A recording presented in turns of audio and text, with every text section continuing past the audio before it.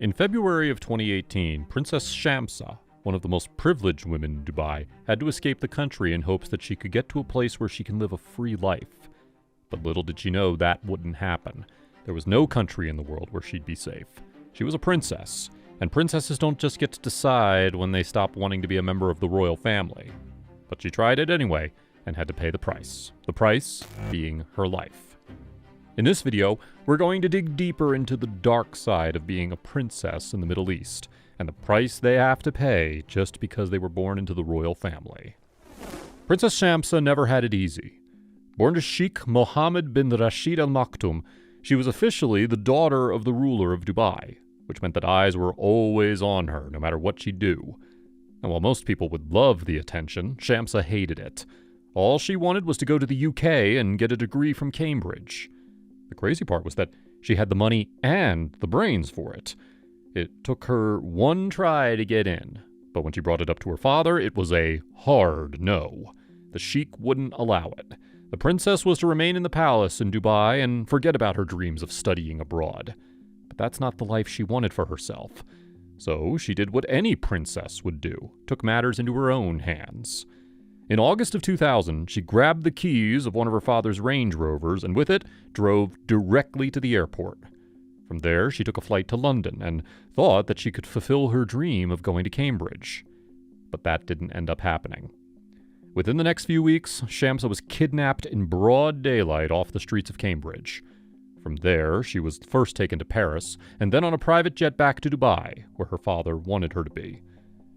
You'd think that the man just wanted his daughter home, but no, he wanted her back to punish her. So instead of letting her move back into the palace she used to live in before, he had her locked up in a prison. Shamsa spent the next 8 years locked up in isolation, heavily drugged and beaten. When she was released, it was as if she were just a shell of her former self, nothing like the ambitious young woman who wanted to go to Cambridge. What's worse is that her sister, Princess Latifa, also fled the country a few years later, only to be forced back the same way. It's taken her close to a decade to escape from her father's grasp, but even today, she's living in the UK on borrowed time.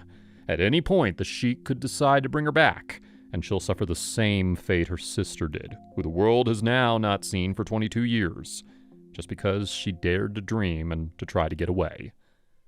You'd think that Sheikh Mohammed bin Rashid Al Maktoum's behavior with his daughters was just because they wanted to try to run away from him. But Princess Latifa calls him evil.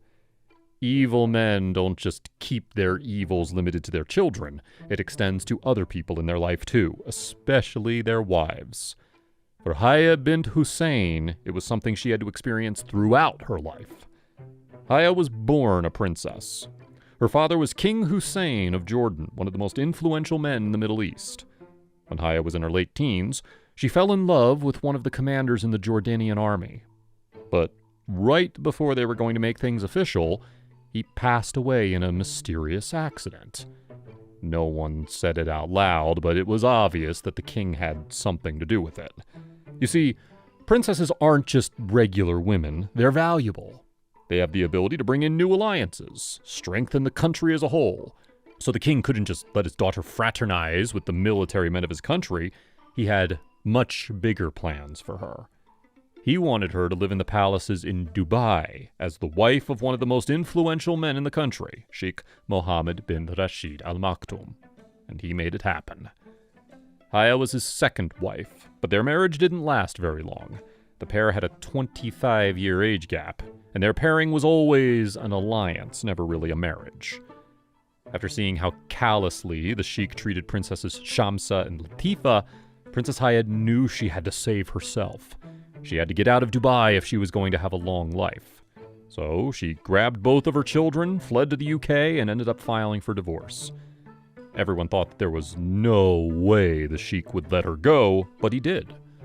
Not only did he let her go, but he also let her have sole custody of their children. What's even crazier is that Princess Haya was a victim of domestic abuse, too. So she has seen firsthand how angry the sheikh can get, so she'd know exactly how bad things can get. But even then, she was able to make her way out of it, like it was a totally normal relationship. While Princess Haya was able to walk away from a marriage she no longer wanted to be a part of, Princess Zeynab Javadli didn't get the same freedom. In September of 2020, a video of her crying and pleading for help surfaced on Instagram, and it made it clear that the hardships the princesses had to face at the hands of the sheiks was not in the past. It was still happening, and it was happening to Zeynab, and no one could help her. Zeynab Javadli was one of Azerbaijan's most decorated athletes. She was a figure skater and gathered medal after medal throughout her skating career. In 2015, she met Sheikh Saeed bin Maktoum bin Rashid Al Maktoum. The prince was an athlete himself, and despite their 15-year age gap, they fell in love. And in 2015, Zeynab married the sheikh. She became his third wife, and had thought that since her husband was a billionaire and she'd barely have contact with the other wives, she'd be able to cope with it all. For the next couple of years, that's what seemed to be happening. The pair had 3 beautiful daughters together and seemed happy at the public gatherings. But then, suddenly, news came out that Zeynab had moved out of the palace into a private villa and was seeking divorce from her husband. The sheikh wasn't going to let her go easily. In fact, he dragged her entire family into it too. In a video Zeynab had posted online, she was crying, asking for anyone to help her get her family away from the sheikh. But no one's influential enough to step in. Not the police, not the other authorities, no one at all. It's been over 2 years since anyone has heard from the former princess or her family. No one knows whether she was able to save her family or not, or she was too made to disappear, just like other princesses had before her. To the world, the last images of Zeynab are of her pleading to the world for help, with no word on whether that help ever got to her. There have been princesses treated horribly by the sheiks, but no one comes close to the treatment Sheikha Randa had to face throughout her life at the hands of her ex-husband, Sheikh Mohammed bin Rashid Maktoum. Randa met the sheikh in Beirut when she was just 16 years old. In awe by his presence, the teen was immediately head over heels in love with him and agreed to marry him, becoming his first wife only a few months after their meeting.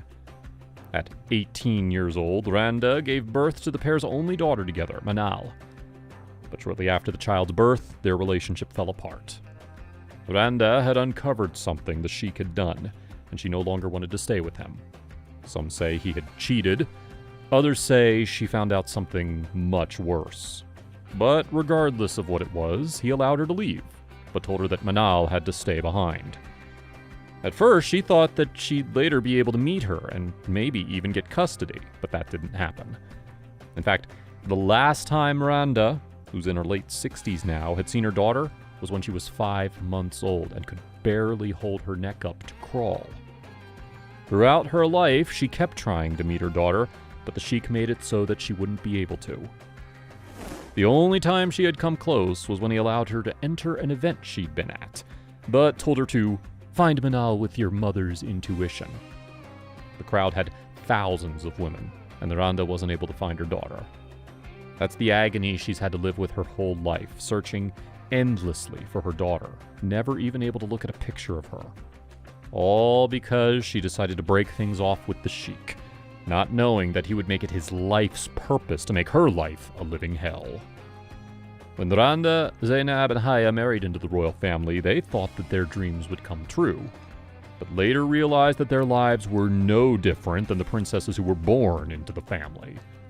The dark side of being a princess in the Middle East is the same, regardless of how you become a princess. If you dare to speak against the sheiks in power, you'll either disappear or wish you did, so you wouldn't have to suffer at their hands any longer.